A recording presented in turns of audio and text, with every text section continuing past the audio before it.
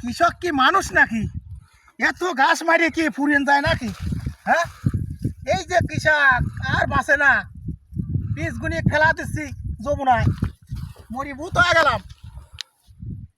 কৃষক আর বাঁচে না, এর জন্য সরকারের কাছে কিছু আবেদন আমাদের করার দরকার। তার এক জায়গায় এটা 50 লাগবে। পিজি মার খেলাম, পাটে মার খেলাম, এত ঘাস, কামলার দাম বেশি, পরিতের দাম কম, ধানের দাম 600, পরিতের দাম 1000। কীভাবে আমরা বাঁচবো? এইভাবে তো আর বাঁচা যায় না।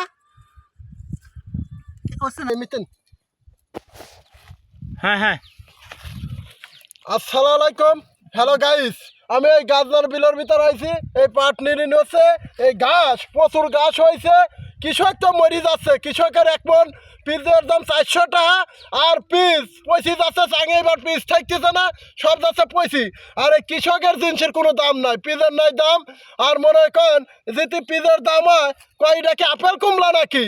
আর 1 লিটার তেল হয়েছে, ডিজেল হয়েছে 160 টাকা। এই দোকানদাররা সিন্ডিকেট করতেছে। এই বাংলাদেশের কৃষক মানুষ আর মরি যাচ্ছে। আর 1 লিটার ডিজেল পেট্রোল হয়েছে 250 লিটার। কত হুন্ডা চাঙে উঠিত হয়েছে, আবার কত হুন্ডা মনে করেন গাড়ি থচ্ছে এই তেলের দাম দেখি। তাহলে এই গরিব মানুষ কিছু করবির গেলে পারে? এই গরিব মানুষের কৃষকের তার দাম নাই। তাহলে মনে করেন এই গরিব মানুষ বাঁচি থার যায়, সব মরি যাক। এই তাহলে এই তারেক জিয়া, এই নতুন সরকার সারিটারি মনে করেন এমন যুদ্ধ লাগিয়ে গেল। এই যুদ্ধর ভিতরে সেই তেলের দাম বেড়ে গেল। সবাই তো সরকারের দোষ দিচ্ছে, সরকার তো কোনো দোষ নাই। এমন যুদ্ধ লাগলো, এই যুদ্ধ মীমাংসা হইতেছে না।